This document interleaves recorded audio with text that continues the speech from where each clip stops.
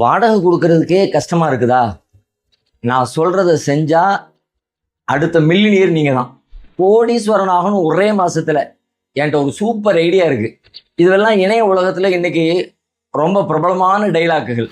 ஆனா இதே பிரச்சனைக்கு இறைவன் ஒரு தீர்வு சொல்றான். ஒமன் குதிர அலைஹி ரிசுகுஹு ஃபல்யுன்ஃபிக் மிம்மா ஆத்தாஹுல்லாஹ்.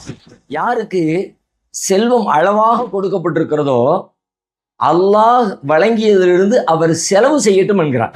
ஏன்னா அதிர்ச்சியா இருக்கா? சம்பாதிக்கிறதுக்கு வழி கேட்டா செலவு பண்றதுக்கு ரூட்டை சொல்றேனேன்னு. உண்மைதான். சம்பாதிக்கிறதுக்கு மட்டும் இல்ல, வாழ்வுக்கான இலக்கணமே நம்முடைய பார்வை வேறு, இறைவனின் பார்வை வேறு. ஃபிரௌனுடைய கொடுமையிலிருந்து மூசா நபியை காப்பாற்றணும். என்ன பண்றது? தண்ணீர் ஒதுக்கி விட்டுருன்னா அல்லாஹ், அவங்க அம்மாவும் நம்புனாங்க, செஞ்சாங்க, சொன்னபடி அல்லாஹ் காப்பாற்றவும் செஞ்சான். எவ்வளவு நேர் எதிர்மறையான விஷயம்னு யோசிச்சு பாருங்க.